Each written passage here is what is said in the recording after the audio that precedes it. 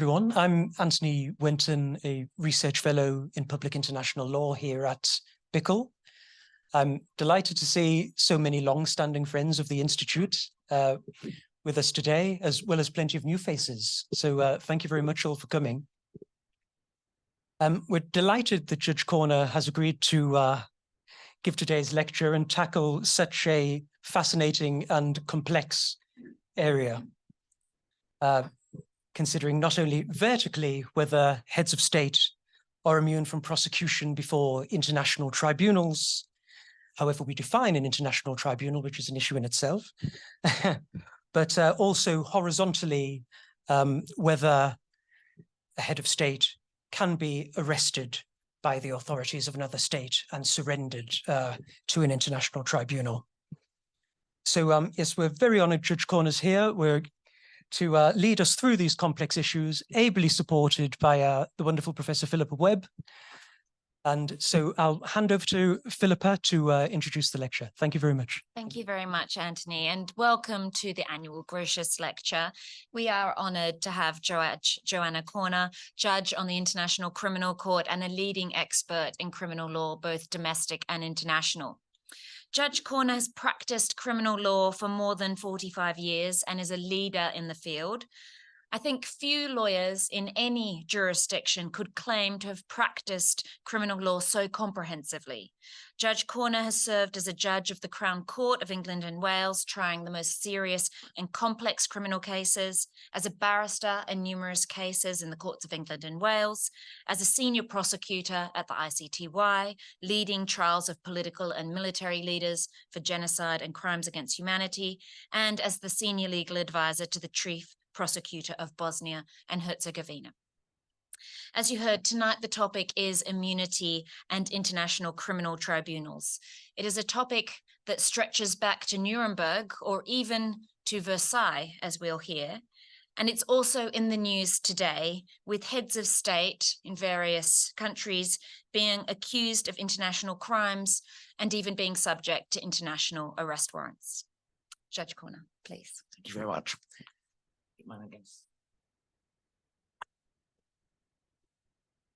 Good evening, everybody. Actually, maybe I'll stand to the side of this. It's a real pleasure and a privilege to be asked to give this address this evening. I start straight away with a disclaimer. I am not an academic. I am a criminal lawyer, a criminal judge who has, I suppose, developed some knowledge of international criminal law over the years. But I want to say this straight away so that nobody can ask me the sort of academic questions which Philippa should be asked and not me, definitely. What I want to try and do this evening is have an overview of the development of immunities, particularly of heads of state, over the years, in fact, going back to the Treaty of Versailles. But really, although in some ways it could be said to be a cliche, one can do no better than start with Robert Jackson's opening of the first trial at Nuremberg on the 21st of November, so nearly 1945. So what's that, not far off short of 80 years ago. And what he said was this: these defendants were men of a station and rank which does not soil its own hands with blood. They were men who knew how to use lesser folk as tools. We want to reach the planners and designers, the inciters and the leaders, without whose evil architecture the world would not have been for so long scourged with the violence and lawlessness and racked with the agonies and convulsions of this terrible war.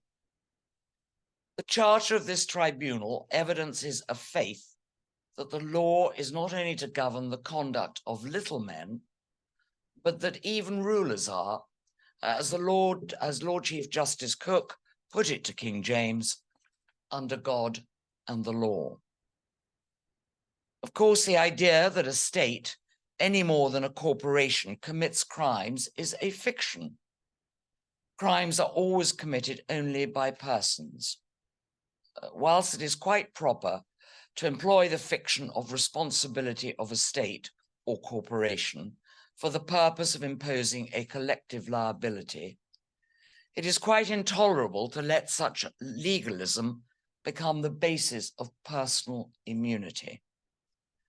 The Charter recognizes that one who has committed criminal acts may not take refuge in superior orders, nor in the doctrine that his crimes were acts of state. These twin principles, working together, have heretofore resulted in immunity for practically everyone concerned in the really great crimes against peace and mankind. Those in lower ranks were protected against liability by the orders of their superiors.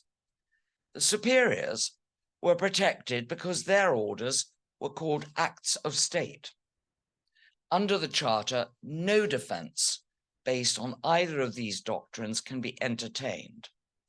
Modern civilization puts unlimited weapons of destruction in the hands of men. It cannot tolerate so vast an area of legal irresponsibility.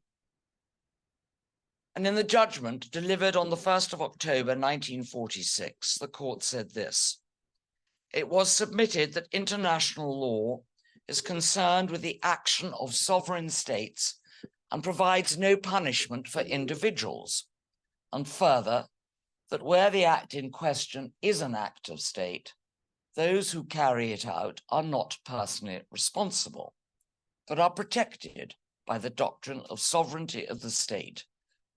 In the opinion of the tribunal, both these submissions must be rejected. That international law imposes duties and liabilities upon individuals as well as upon states has long been recognized.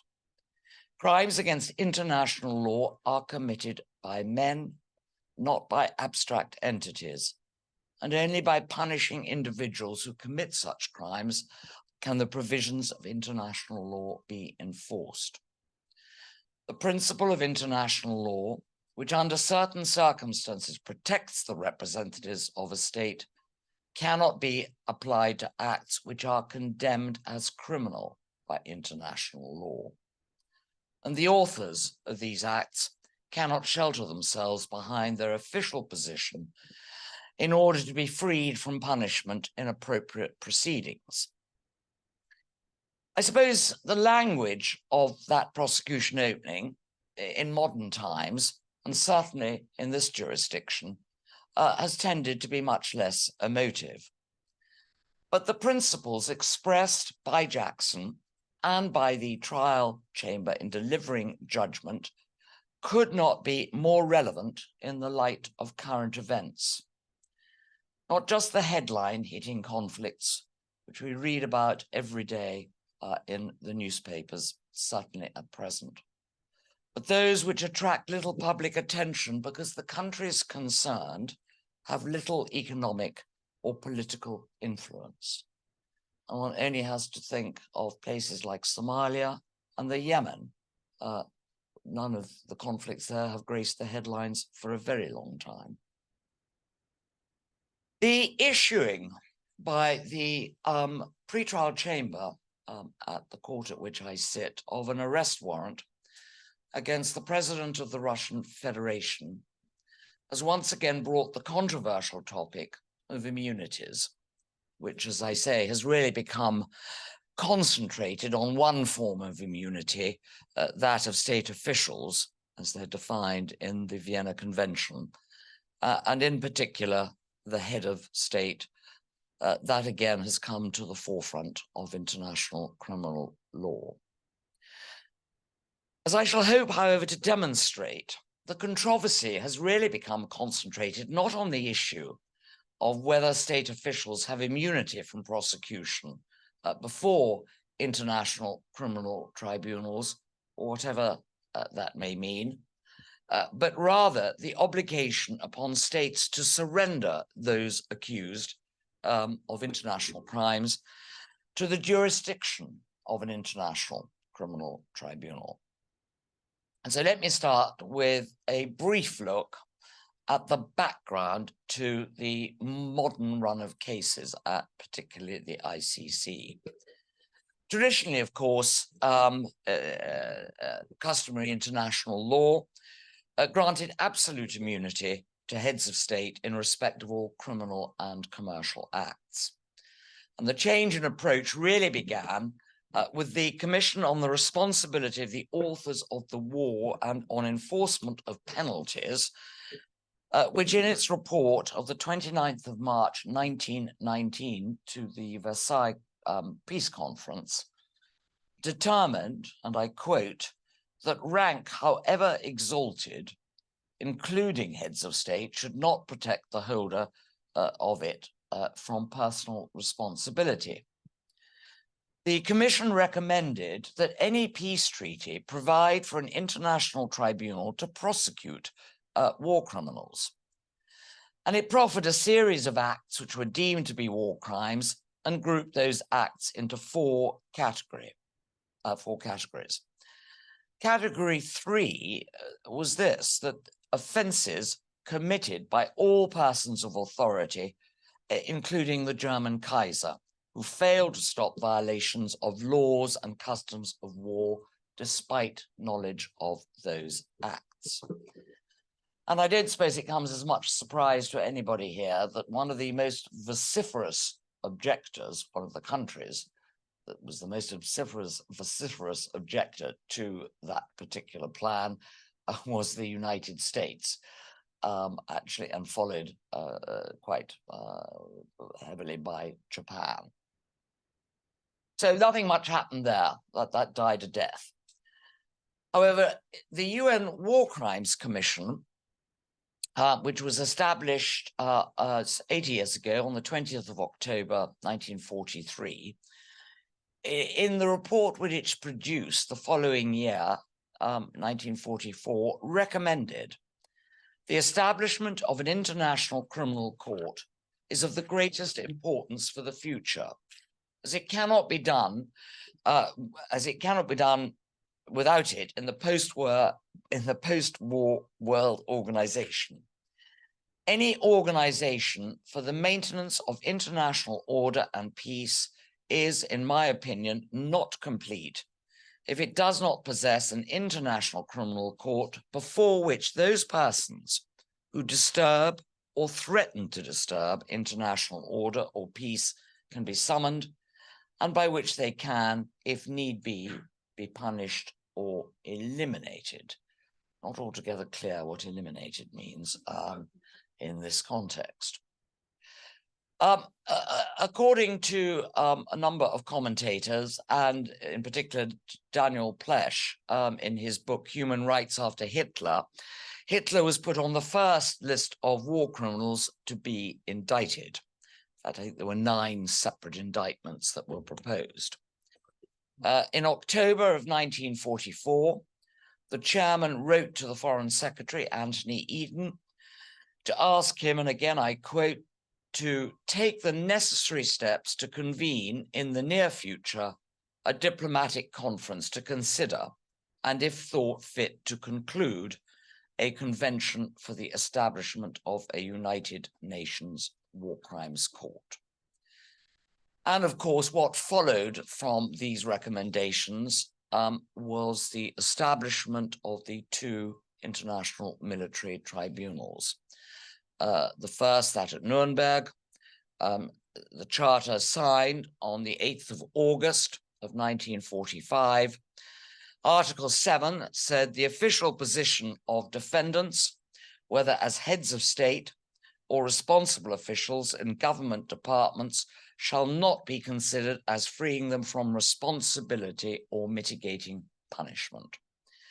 And that was repeated as part of Article 6 by the Charter of the International Military Tribunal for the Far East.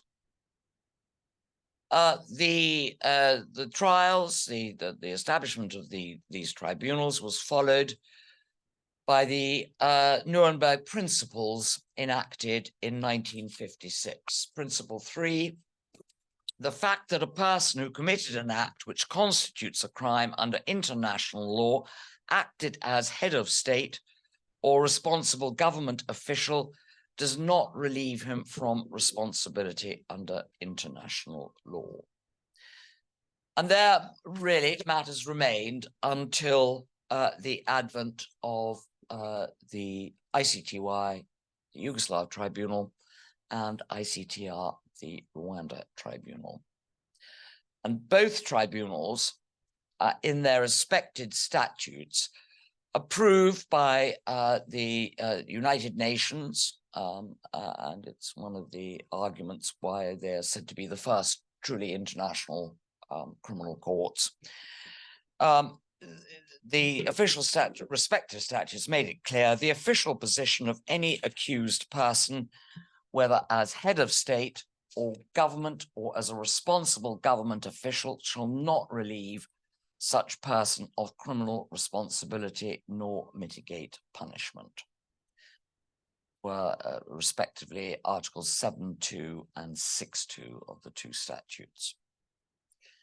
In one of the earliest ICTY rulings, the Karadzic deferral decision on the 16th of May, 1995, so roughly a couple of years after the tribunal had been set up and really before any trial had taken place, the court said this: the principle of individual criminal responsibility of persons in positions of authority has been reaffirmed in a number of decisions taken by national courts and adopted in various national and international legal instruments.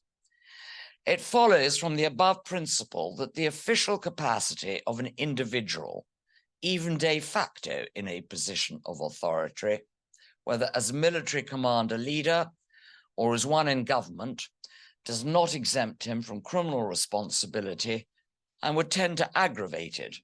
And moreover, it is that position of authority which would have enabled the suspects to plan, instigate, or order the crimes in respect of which the above-mentioned investigations have been conducted, or given them the means to prevent the said crimes, or at least to punish their perpetrators.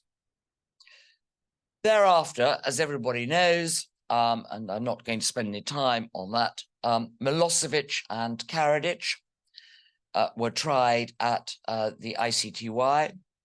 Kambanda, at the relevant time, the Prime Minister of Rwanda, was tried at ICTR, and Charles Taylor, of course, at the Special Court for Sierra Leone.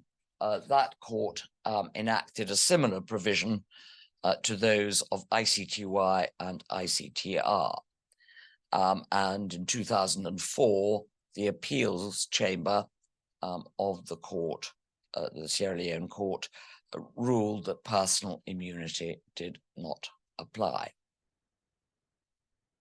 Before, however, those trials took place, there were two important decisions in jurisdictions outside that of international criminal tribunals. The first was the one with the lengthy title, shortened to one word, the Queen against Bartle and the Commissioner of Police for the Metropolis and others, ex parte Pinochet, known universally as the Pinochet case.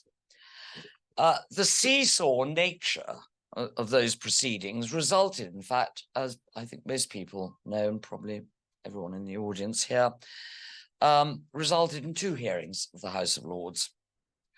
In the first, which was in 1998, Lord Slynn said this: there is thus no doubt that states have been moving towards the recognition of some crimes as those which should not be covered by the claims of state or head of state or other official or diplomatic immunity when charges are brought before international tribunals. In the second hearing, Lord Brown Wilkinson, the following year, said this: the question then, which has to be answered, is whether the alleged organization of state torture by Senator Pinochet, if proved, would constitute an act committed by Senator Pinochet as part of his official functions as head of state. It is not enough to say that it cannot be part of the functions of the head of state to commit a crime. Actions which are criminal under the local law can still have been done officially and therefore give rise to immunity rationae materiae. The case needs to be analysed more closely. Can it be said that the commission of a crime, which is an international one, such as a crime against humanity, and jus cogens, is an act done in official capacity on behalf of the state? I believe there to be strong ground for saying that the implementation of torture, as defined by the Torture Convention, cannot be a state function.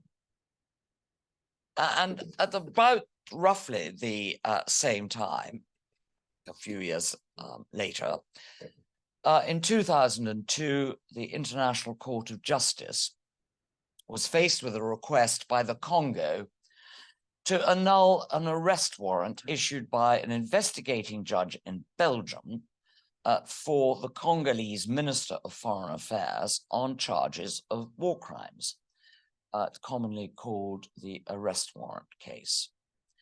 And the court concluded that the functions of a Minister for Foreign Affairs are such that throughout the duration of his or her office, he or she, when abroad, enjoys full immunity from criminal jurisdiction and inviolability. That immunity and that inviolability protect the individual concerned against any act of authority of another state which would hinder him or her in the performance of his or her duties. The judgment, however, then went on to say this: none of the decisions of the Nuremberg and Tokyo International Military Tribunals or of the International Criminal Tribunal for the former Yugoslavia, cited by Belgium, deal with the question of immunities of incumbent ministers for foreign affairs before national courts, where they are accused of having committed war crimes or crimes against humanity. In view of the foregoing, the court accordingly cannot accept Belgium's argument in this regard. It should be further noted that the rules governing the jurisdiction of national courts must be carefully distinguished from those governing judicial immunities. And then these words: jurisdiction does not imply absence of immunity, while absence of immunity does not imply jurisdiction. So sort of words that make me think as a judge, now, why couldn't I think of something like that to say? Because it really does sum it up extremely well indeed. The judgment finally went on to say this, and this is the part that people tend to rely on for the purposes of international criminal tribunals. The court emphasizes, however, that the immunity from jurisdiction enjoyed by incumbent ministers for foreign affairs does not mean that they enjoy impunity in respect of any crimes they might have committed, irrespective of their gravity. Immunity from criminal jurisdiction and individual criminal responsibility are quite separate concepts. While jurisdictional immunity is procedural in nature, criminal responsibility is a question of substantive law. Jurisdictional immunity may well bar prosecution for a certain period or for certain offences. It cannot exonerate the person to whom it applies from all criminal responsibility. Accordingly, the immunities enjoyed under international law by an incumbent or former minister for foreign affairs do not represent a bar to criminal prosecution in certain circumstances. An incumbent or former minister for foreign affairs may be, and I emphasize those words because that was the highest that the International Court of Justice put it, may be subject to criminal proceedings before certain international criminal courts where they have jurisdiction. Examples include the International Criminal Tribunal for the former Yugoslavia, the International Criminal Tribunal for Rwanda, and the future International Criminal Court created by the 1998 Rome Convention. This has been discussed in a number of academic journals and the like, which whilst rather preparing this speech, I thought I'd better have a look at. And the point that was made relatively recently, actually no, it's about 5 years ago, by Gunel Metro, Professor Dugard Duplessis, in an article in the International Law Review, which was in 2018, said this: the decision must be understood as referring strictly to the factual scenario that was before the court, namely the issuing and circulation of an arrest warrant by a domestic judge for charges involving international crimes. The case concerned a question of horizontal judicial assistance between states. It did not concern itself with and provides no precedent for a vertical situation involving a domestic jurisdiction on the one hand and an international on the other. And this, in the end, as I hope I will be able to show, is what it has been revolving around. Not so much the horizontal, the vertical, but the horizontal. The Rome Statute was then brought into effect, and it's unequivocal in one sense. Article 27 is headed "Irrelevance of Official Capacity."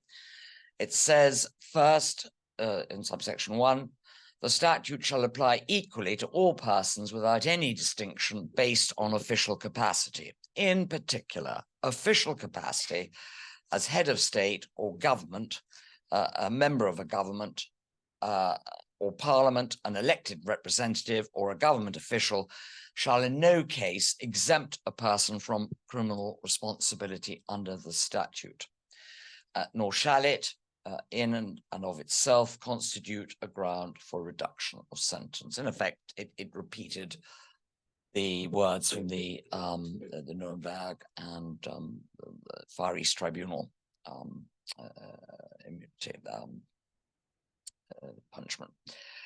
And then 2, immunities or special procedural rules which may attach to the official capacity of a person, whether under national or international law, shall not bar a court from exercising its jurisdiction. What has also come up in a number of these cases are the following articles. Article 86, which is headed "A General Obligation to Cooperate," says that states parties shall, in accordance with the provisions of this statute, cooperate fully with the court in its investigation and prosecution of crimes within the jurisdiction of the court. Article 87 covers the requests by the court to the states parties for cooperation. And subsection 7 says that where a state party fails to comply with a request to cooperate by the court, contrary to the provisions of this statute, thereby preventing the court from exercising its functions and powers under this statute, the court may make a finding to that effect and refer the matter to the Assembly of State Parties, or where the Security Council refers the matter to the court, to the Security Council. Article 98 is the one that has, in contrast to these articles, caused some of the arguments and problems. That is headed "Cooperation with respect to waiver of immunity and consent to surrender." It says the court may not proceed with a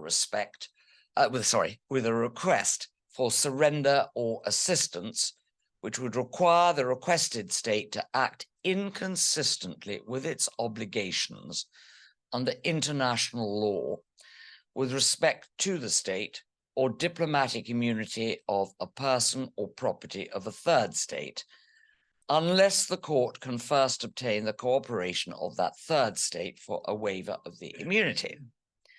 And subsection 2, the court may not proceed with a request for surrender which would require the requested state to act inconsistently with its obligations under international agreements, pursuant to which the consent of a sending state is required to surrender a person of that state to the court, unless the court can first obtain the cooperation of the sending state for the giving of consent for the surrender.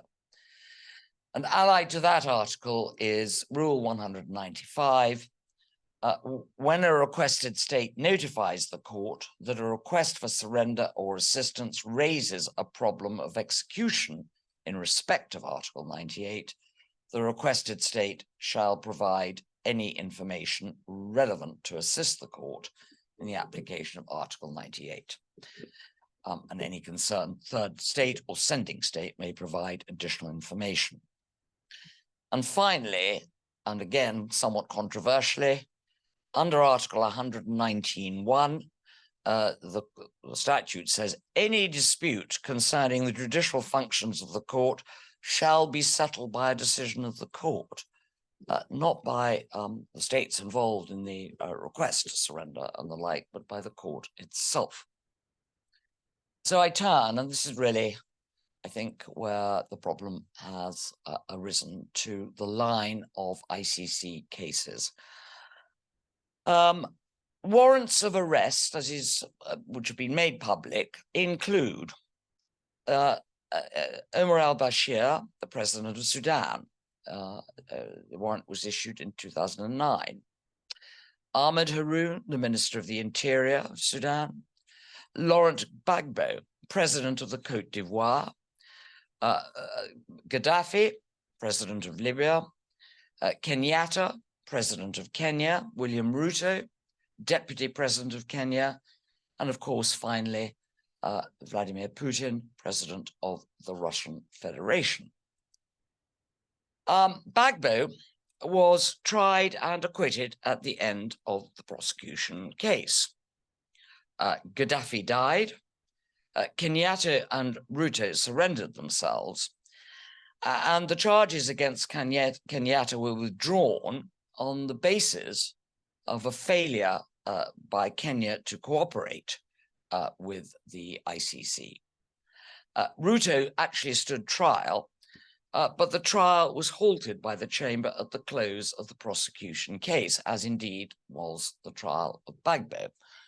A completely different subject, but which I can't resist mentioning as one of the other problems that has arisen, is that there is no part of the rules of procedure and evidence which deal with the aspect of no case to answer and what should happen. And that is still something that's got to be resolved. It's really the case involving Bashir, who was the first and so far only person to be charged with genocide, and one of only two situations, as they're called, at the court to be referred to the court by the UN Security Council, the other being, of course, Libya. And it's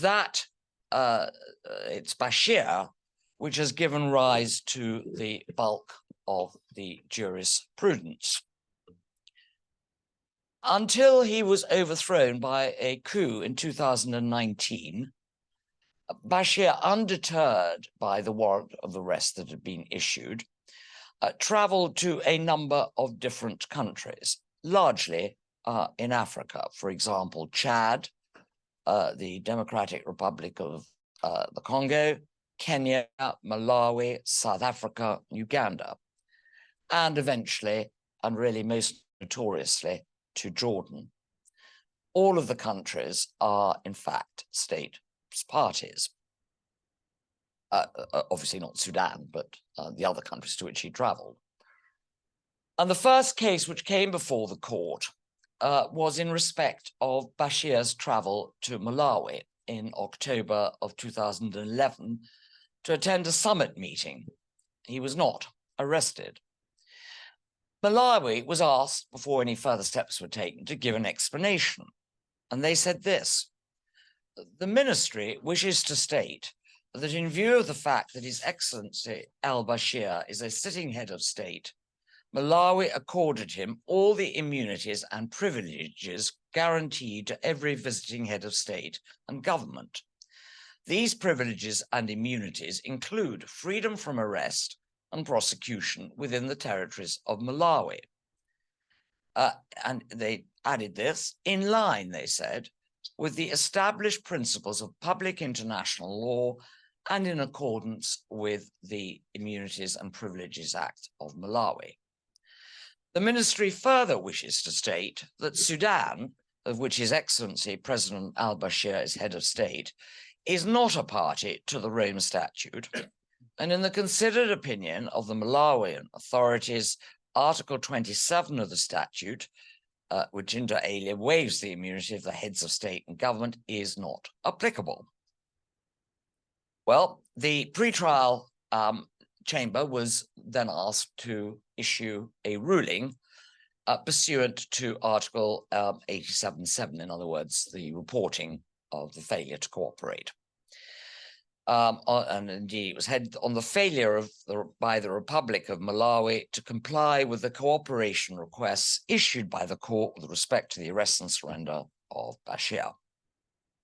And so it did that on the 12th of December 2011.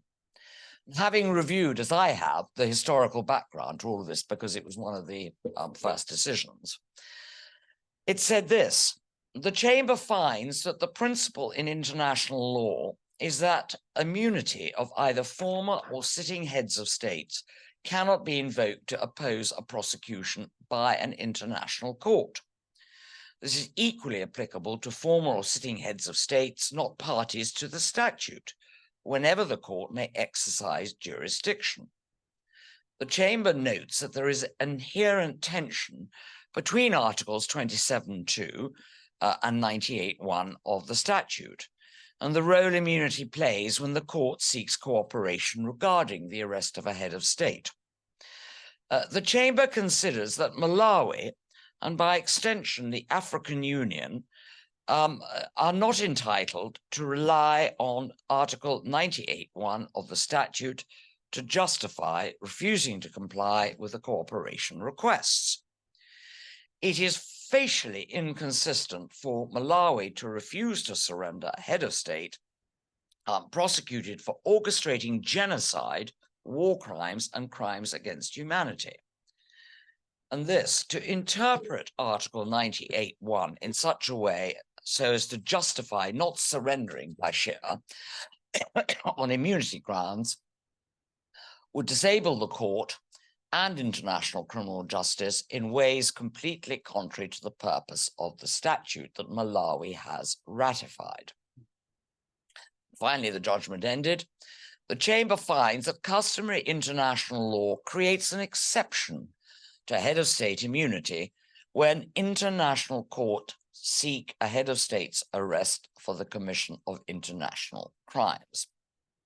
Furthermore, the Chamber is of the view that the unavailability of immunities with respect to prosecutions by international courts applies to any act of cooperation by states which forms an integral part of these prosecutions.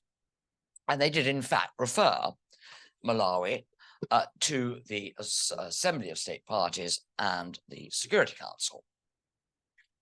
The very following day, on the 13th of December, 2011, that was the 12th of December, exactly the same composition of the trial chambers, same judges, three-trial chamber, issued its decision in respect of Chad's failure to arrest Bashir. It obviously, having given judgment one way the previous day, quoted its judgment in the Malawi case and referred Chad to the Assembly of State Parties and Security Council. Now, both countries in their submissions had referred to the position taken by the African Union in respect of this issue, a position which it is still maintaining, and indeed made a request to the International Court of Justice for some kind of ruling on immunities, which I don't think, unless somebody's going to correct me, has got anywhere yet. No. And I think the basis really is that I don't think the ICJ feels that it's appropriate to rule on the appropriateness of the ICC. And the African Union's position, of course, is there should be no cooperation in respect of Bashir's arrest. In fact, in 2013, the African Union Assembly, in its it called its decision on Africa's relationship with the ICC, stated that it reaffirmed the principles derived from national laws and international customary law that sitting heads of state and other senior state officials had immunity during their tenure of office, and that no charges shall be commenced or continued before any international court or tribunal against any serving African Union head of state. 2014, the position of the Congo, the Democratic Republic of the Congo, came before the court. Bashir paid a visit in February of 2014. And the Congo argued that in the light of Article 98 and the African Union decision in 2013, the courts, and I quote, the court's request to arrest and surrender Omar al-Bashir became inconsistent with their obligation to respect the immunities attached to his position as head of state. Now, in the decision which the pretrial chamber made with a different composition of judges from the earlier case, but the common denominator throughout until the very last two has been Judge Tarfusa,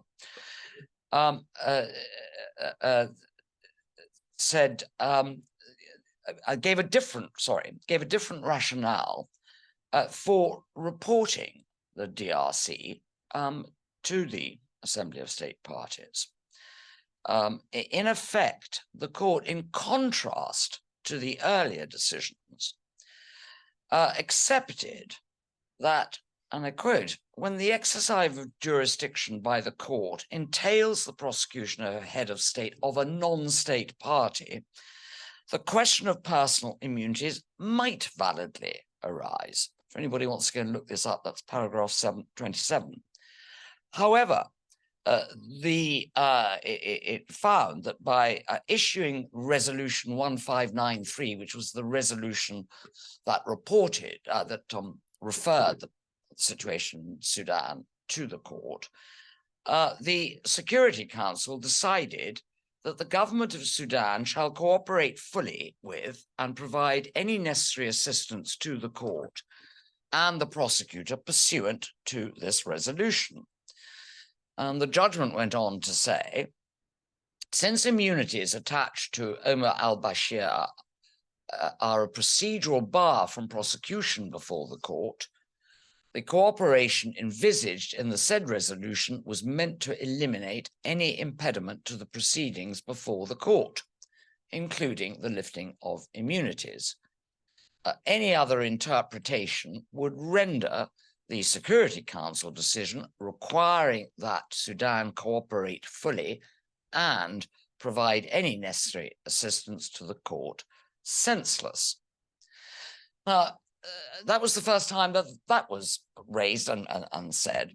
And this assertion by the pretrial chamber has attracted a great deal of criticism on the basis that there's nothing in the text of the Security Council resolution to suggest a waiver of functional immunity for Sudanese officials, and that the obligation on Sudan to cooperate with the ICC could not be equated with a legal privilege. So Bashir's travels continued. On the 13th of June of 2015, he went to the Republic of South Africa to attend a meeting of the African Union, as it so happened. Despite a request to the South African authorities that he should be arrested, he was allowed to leave 2 days later. In 2017, there was a gap of 2 years because the South African Supreme Court and other courts, the Supreme Court, also considered this whole matter, which is why it took so long to come back before the ICC. The pretrial chamber, again, Judge Tafusa was the only constant in that composition. It was different from the earlier ones.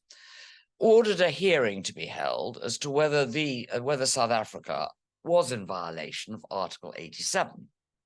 And South Africa submitted, and I summarize because it was a very long submission, that there was, as they put it, ambiguity in respect of its obligations. There had been no appeals decision on this whole question of immunities and surrender.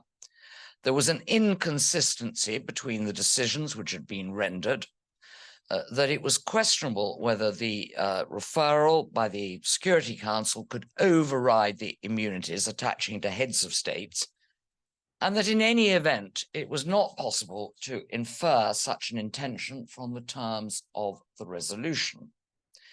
They further argued that not only under customary international law did Bashir have immunity, but also under a host agreement concluded between South Africa and the African Union. In its judgment, delivered in July of 2017, the pretrial chamber rejected the argument about the host agreement, and I don't suppose anybody's going to think they were wrong in that, but found that the pretrial chamber is unable to identify a rule in customary international law that would exclude immunity for heads of state when their arrest is sought for international crimes by another state, even when the arrest is sought on behalf of an international court, including, they said, specifically this court. In respect of the referral issue by the Security Council, it stated, by deciding that Sudan shall cooperate fully with the court, the Security Council, in addition to triggering the jurisdiction of the court, has also imposed on Sudan, acting under Chapter 7 of the Charter of the United Nations, an obligation vis-à-vis the court to cooperate fully and to provide any necessary assistance, which Sudan would not otherwise have, as it has not ratified the statute. The terms of such cooperation are set by the Rome Statute. The court is an institution whose competencies are established by its statute, and indeed, which cannot receive cooperation but in accordance with its statute. The Chamber finds a majority that the necessary effect of the Security Council resolution triggering the court's jurisdiction in the situation in Darfur and imposing on Sudan the obligation to cooperate fully with the court is that for the limited purpose of the situation in Darfur, Sudan has rights and duties analogous to those of state parties to the statute. It is acknowledged that this is an expansion of the applicability of an international treaty to a state which has not voluntarily accepted it as such. And eventually, the pretrial chamber found in terms the immunities of Bashir as head of state do not apply vis-à-vis state parties to the statute when they seek to execute a request for arrest and surrender issued by the court in the exercise of its jurisdiction. Accordingly, Article 98(1) of the statute is not applicable to the arrest of Bashir and his surrender to the court. No immunity needs to be waived, and state parties can execute the court's request for arrest. And further, they went on, in particular, the Chamber finds it necessary to emphasize that Article 98 of the statute provides no rights to state parties to refuse compliance with the court's request for cooperation. However, on this occasion, the pretrial chamber decided not to report South Africa to the Security Council or the ASP on the basis that it had exercised its right under Article 97 to try and resolve the problems caused by the request, and that the South African Supreme Court had found that the government was in breach of its obligations under the Rome Statute, and therefore a referral wasn't necessary. The dissenter for part of this was, in fact, Judge de Brichambault. He found that the basis for Bashir's loss of immunity was, in fact, the terms of Article 6 of the Genocide Convention, which had been signed by Sudan, which says persons charged with genocide shall be tried by a competent tribunal of the state in the territory of which the act was committed, or by such international penal tribunal as may have jurisdiction with respect to those contracting parties that which shall have accepted its jurisdiction. He further opined that Articles 27.2 and 98.1, and I quote, are not in contradiction with each other. Rather, they fulfill separate functions in the statute. Article 27.2 determines that immunities are not a bar to the exercise of jurisdiction by the court in the relationship between the court and states parties, or in the relationship between state parties inter se in relation to a request of cooperation emanating from the court. However, in the specific circumstances specified in Article 98.1 of the statute, immunities may be invoked as a bar to the exercise of jurisdiction by the court by a non-state party in relation to the court or in relation to a state party that is under an obligation to cooperate with the court.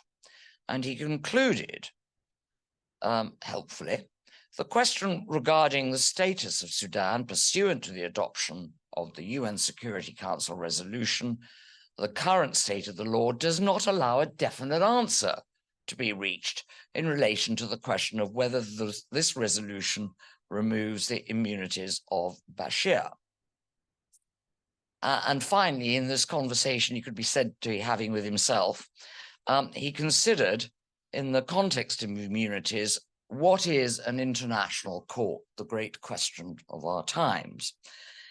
And using the preambles to the statute of the ICC, the ICTY, and the ICTR, he stated that international courts do not promote any particular state's interests and act on behalf of the international community to protect collective values and repress serious crimes.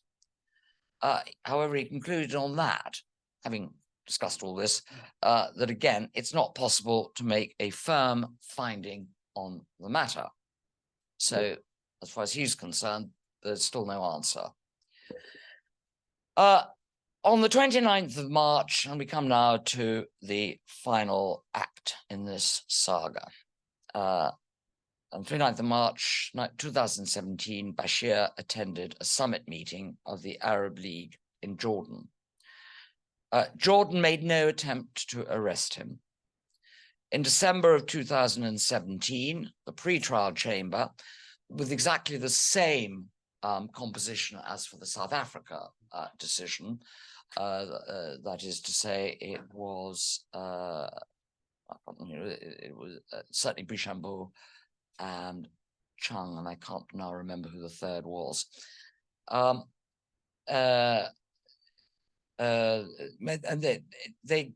they found that Jordan had failed to comply with its obligations for the same reasons as they expressed in the South Africa decision, but they did order Jordan to be reported, and the case went on appeal. On the 6th of May 2019, judgment was delivered. The main judgment runs to 98 pages. However, in addition, Judges Eboy Osuji, Judge Morrison, Judge Hovmansky, and Judge Bossa appended a joint concurring opinion to this judgment. Judges Ibanez and Judge Bossa again appended a partly dissenting opinion to this judgment. So the whole thing is absolutely massive. And so all I can do is summarize the main findings. And in essence, they were these. And I quote again, the appeal chamber fully agrees with pre-trial Chambers 1 conclusions in the Malawi decision. So they went all the way back to that one, as well as that of the Sierra Leone appeals chamber in the Taylor case, and notes that there is neither state practice nor opinio juris that would support the existence of head of state immunity under customary international law vis-a-vis an international court. It rejects any contrary suggestion of the pretrial chamber in that regard, in both this case and the case concerning South Africa. And on to say, the absence of a rule of customary international law recognizing head of state immunity vis-a-vis international courts is relevant not only to the question of whether an international court may issue a warrant for the arrest of a head of state and conduct proceedings against him or her, but also for the horizontal relationship between states. When a state is requested by an international court to arrest and surrender the head of state of another state. As correctly found by the pretrial chamber in the Malawi decision, no immunities under customary international law operate in such a situation to bar an international court in the exercise of its own jurisdiction. The appeals chamber, and they went on, the appeals chamber considers that the absence of a rule of customary international law recognizing head of state immunity vis-a-vis an international court is also explained by the different character of international courts when compared with the domestic jurisdictions. The former, when adjudicating international crimes, do not act on behalf of a particular state or states. Rather, international courts act on behalf of the international community as a whole. The appeals chamber rejects the pretrial chamber's finding that there was immunity under customary international law for heads of state when their arrest is sought for international crimes by this court. And finally, and again at some length, the appeals chamber dealt with the Security Council referral question, even though it wasn't actually the subject of any appeal. And it concluded this: in sum, Resolution 1593 gives the court power to exercise its jurisdiction over the situation in Darfur, Sudan, which it must exercise in accordance with the statute. This includes Article 27(2), which provides that immunities are not a bar to the exercise of jurisdiction. As Sudan is obliged to cooperate fully with the court, the effect of Article 27(2) arises also in the horizontal relationship. Sudan cannot invoke head of state immunity if a state party is requested to arrest and surrender Mr. al-Bashir.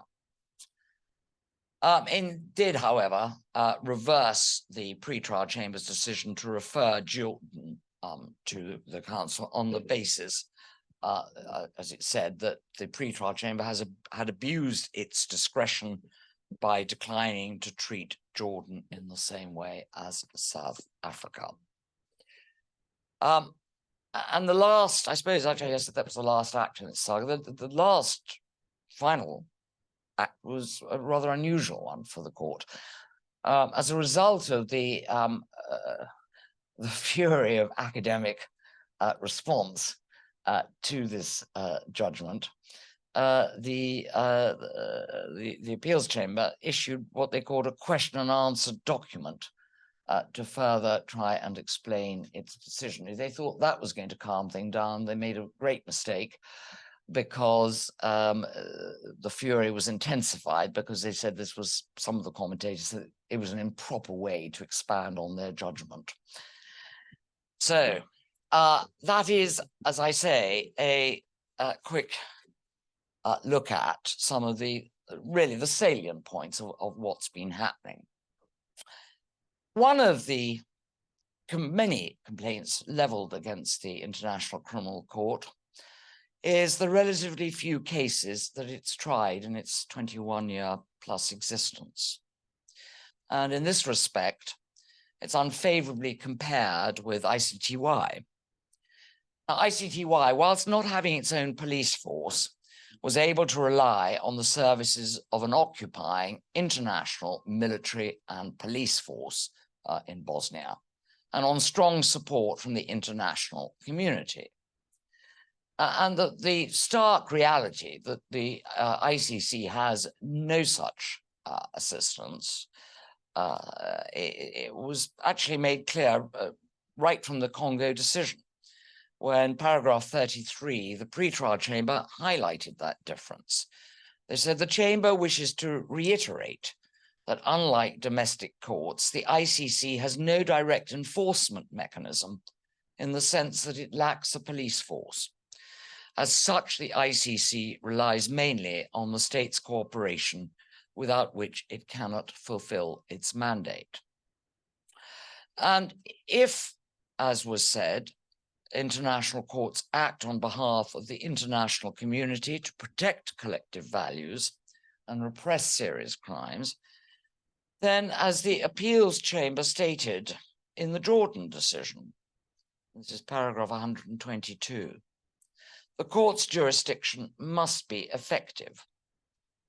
This purpose would be all but defeated if a state party, which is obliged to cooperate fully with the court, were allowed to invoke immunity as a ground to refuse the arrest and surrender of its head of state to the court, given that the court depends on state cooperation to execute warrants of arrest. The argument, which has also been put forward by a number of commentators, is that it's not the character of the court which matters, but the nature of the crime alleged.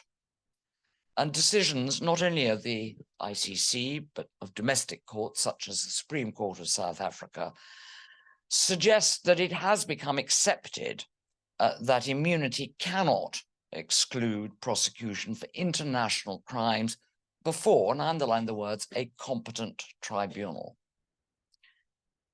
What remains, however, is still the hotly disputed issue of whether those immunities remain a bar to arrest and surrender of those charged with those crimes.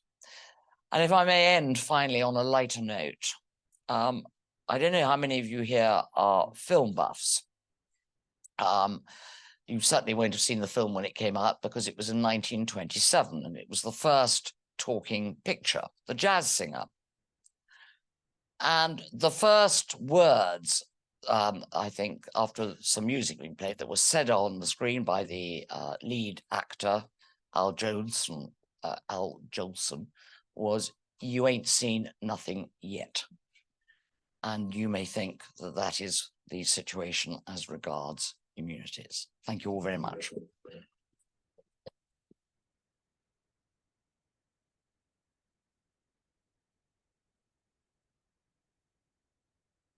So before we open to questions from the audience, I've been asked to just make a few comments on the wonderful lecture by Judge Korner.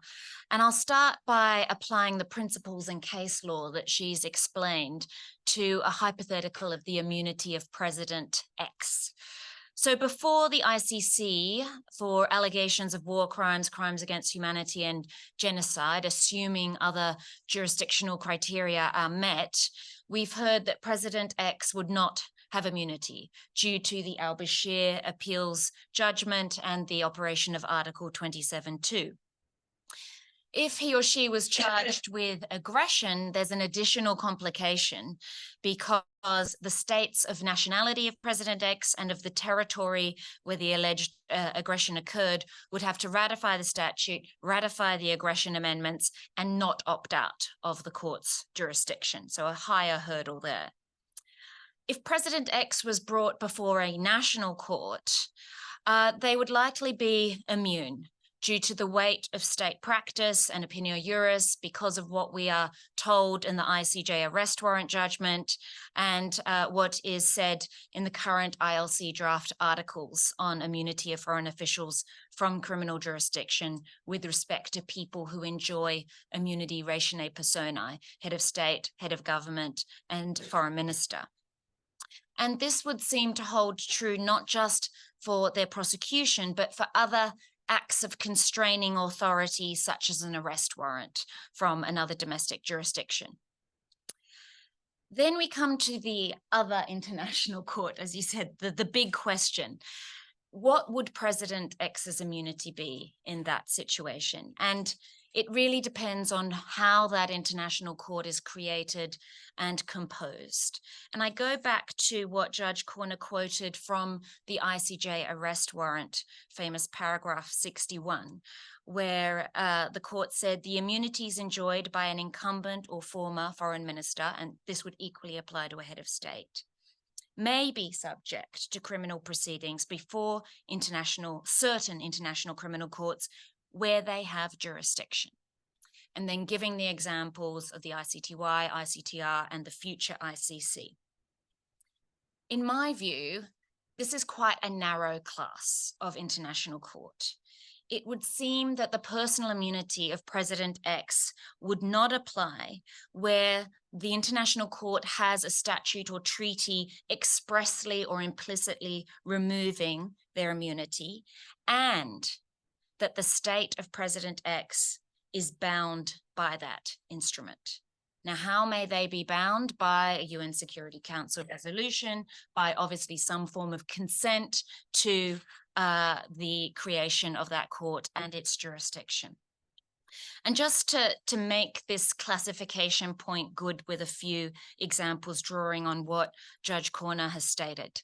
So in the ICJ, in the Bosnia-Serbia judgment, a case in which Judge Korner appeared, discussed the meaning of an international penal tribunal, specifically in the context of Article 6 of the Genocide Convention. And it found that such a tribunal could be created by treaty or pursuant to Chapter 7 of the UN Security Council, but noted that Article 6 of the Genocide Convention refers to states which shall have accepted that tribunal's jurisdiction. So consent or some other form of binding obligation due to the terms of the Genocide Convention is a crucial element of removing the immunity. Draft Article 1.3 of the current ILC draft articles on immunity says that the draft articles do not affect the rights and obligations of states parties under international agreements establishing international criminal courts and tribunals as between the parties to those agreements. Once again, assuming that the state of the defendant is a party to that agreement. Judge Korner referred to the Nuremberg Tribunal and the Nuremberg principles that flowed from it. So we didn't have direct German consent to the jurisdiction of the Nuremberg Tribunal, but the states that set up that tribunal assumed supreme authority with respect to Germany and exercised all the powers possessed by the German government. And it was in that way that they set aside the immunities attached to German officials, which could be said to be a kind of consent by substitution. Judge Korner mentioned the Special Court for Sierra Leone and a 2004 judgment finding that President Charles Taylor did not enjoy immunity before that court because it was an international court. But a close reading of that judgment shows the importance that the judges placed on the fact that the agreement between the UN and Sierra Leone setting up the tribunal was pursuant to a Security Council resolution, 1315, and that Security Council resolution expressly recommended that the court have personal jurisdiction over leaders who committed crimes threatening the implementation of the peace process. And then finally, the extraordinary African chambers that tried the former president of Chad, Hissène Habré, and he was the former president at that time. We see that Chad consented indirectly to the creation of those chambers through its participation in the African Union, and in any event had waived the personal immunity of President Habre back in 2002. But even if we don't agree that there's an element of being bound, a requirement of a binding obligation or consent, I think we still need to be careful about what we are going to consider an international court that can set aside personal immunity. And I note that Kevin John Heller, maybe one of these furious academic commentators, says something that I agree with in this respect, which is if you are going to set up a special tribunal that overrides the principle of personal immunity, this should be done with overwhelming General Assembly support. So with that and those reflections, I now open it up to any questions from the audience. Yes. Is there anything that can be done? Is there anything that can be done? And if not,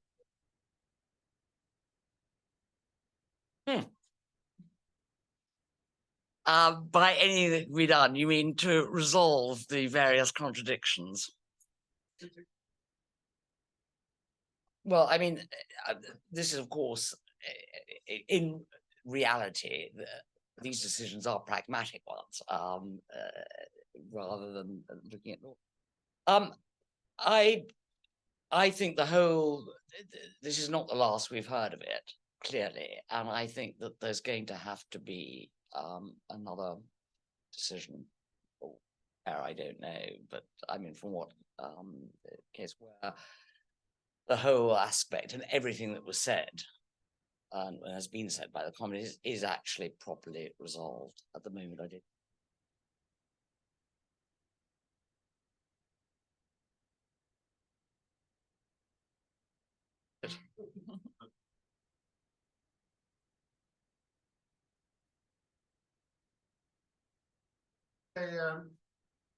I was involved in the Bashir appeal at the ICC, and it was the most remarkable experience I've had in my career as a practitioner. Anyway, The Jordan one. I'm being polite. Yes, it was quite extraordinary. But I wanted to say I agree very much with what Philippa has said about various matters. One place that could decide these difficult questions would be the International Court of Justice. And I think, in fact, the African Union never got to the point of submitting a request to the International Court of Justice, or submitting it rather to the General Assembly of the UN for an advisory opinion. So it's not the case that the ICJ declined in any way or had doubts. Maybe they did, but if such, they were entirely private. But the African Union actually seemed to have abandoned going forward with the General Assembly, whether that was because they thought they wouldn't get a majority, or whether it was because they thought they wouldn't get the right answer from the court, or whatever, I just don't know. But I do think it's a possibility. And given the lack of expertise at the ICJ in relation to general international law, as opposed to international criminal law, if I can put it diplomatically, I think it would not be a bad thing if this question eventually got to the ICJ. Thank you. I think there's a provision in the ICC statute itself for the Assembly of States Parties to refer a question to the ICJ. So that could be another route. It's not any question. It has to be, I think, linked to a dispute about the interpretation of the statute. But I think the ICJ is quite busy now with some other advisory opinions.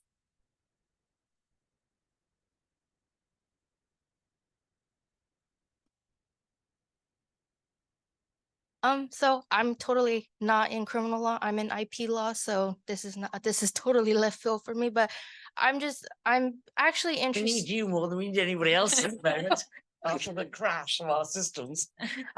So I have a quick question to ask. So on March 17, 2023, the ICC did issue an arrest warrant for President Putin and his Children's Rights Commissioner Maria Belova. And I'm just curious as to, we talked about immunity for Putin, but how would that work for his Human Rights Commissioner, considering that she is in that role right now? Would it be that if she was not in that role anymore, would she not have state immunity, or how would that work? I'm going to stop you. I'm afraid I really cannot answer that question. Not because I can't, but sorry, not because I don't know what my views are, but I really cannot express any views on this. I'm really sorry about that. Can I make that clear? I can't express any views on the Ukraine situation. I can express a view in my personal capacity, which is that she doesn't benefit from personal immunity because it's limited to the so-called troika, the head of state, head of government, and foreign minister. So at most, she would have what we call functional immunity, which is for acts carried out in her official capacity under color of authority. And in any event, that would not prevent her prosecution before the ICC since we've had the al-Bashir appeals chamber judgment. According to that, she would not have immunity. Thank you, Marco Longobardo, University of Westminster. I enjoyed very much your class, Judge, and I would like to see the court saying there is no immunity whatsoever, but I have certain doubts. All the things we have heard so far were based on a treaty, basically, or on the UN Security Council resolution. Even the fact that for the Kaiser, they were relying on the Treaty of Versailles demonstrates that you need that treaty to get rid of the immunity. So where is customary international law? Here. Because we know if there is a treaty, the treaty waives immunity. And again, then the second question is a very provocative question. Is there a case that sometimes personal immunity is good? Imagine that tomorrow, Mr. Vladimir Putin wanna sign a peace treaty with the President Zelensky of Ukraine, giving back all the occupied territory plus Ukraine, plus Crimea, paying reparations whatsoever. Where will this treaty be signed, since it cannot travel? And there is in the Hague Conventions a very old provision that says that parliamentaries should be granted immunities. What do you think about this? But thank you. Yeah, I'm going to leave that one to Philippa too. Thank you. So the peace treaty exception, this is raised quite often to justify quite extensive immunities when it's quite a specific example. But I do agree it's important when it happens. And actually, your seatmate next to you, Rupert Skilbeck, we've been working together on some of these issues. What could be done in a jurisdiction that recognizes special missions immunity, which is England and Wales at the moment, is that you could have them come for the peace negotiations as a recognized special mission by the Foreign Office, which is just for the duration of that visit. And that would be a core immunity protecting them from any form of arrest or prosecution. But if they decide to stay longer, go shopping at Harrods and so on, then that's not going to necessarily cover them. But you could, in that scenario, grant them special mission status.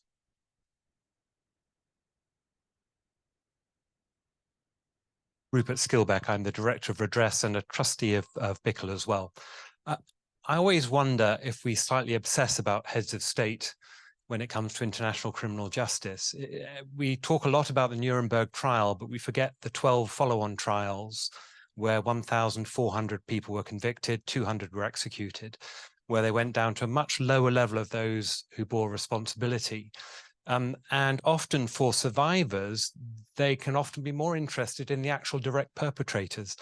I always tell the story of when I was the principal defender in the Khmer Rouge Tribunal in Cambodia, and we did a outreach session somewhere up in Cambodia. I can't remember where it was now. It was memorable because Pol Pot's youngest brother was in the audience, who bore a striking resemblance to Pol Pot. So it was rather disconcerting.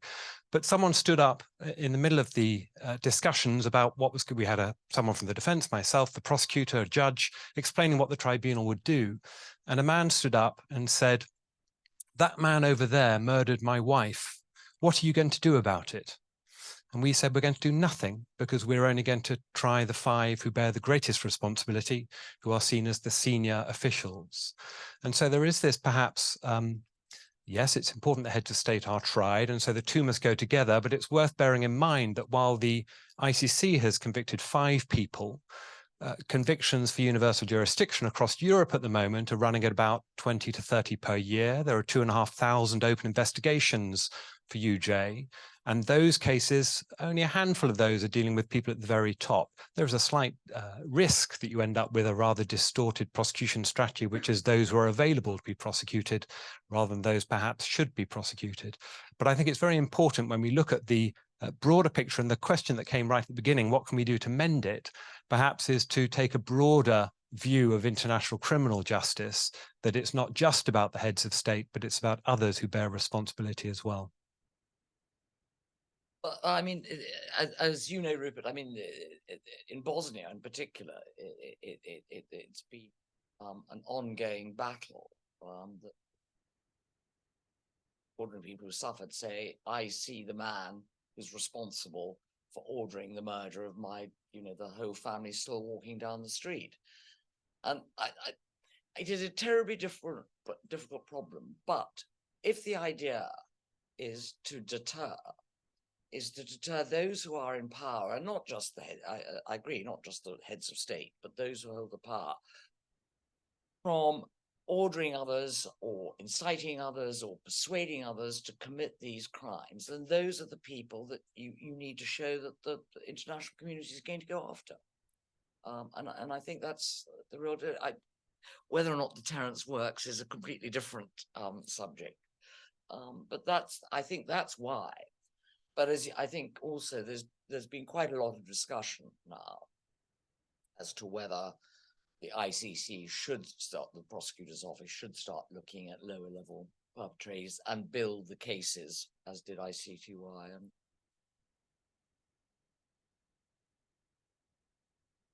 So perhaps on that slightly more optimistic note, you can join me in thanking Judge Korner for a wonderful, Grotius lecture.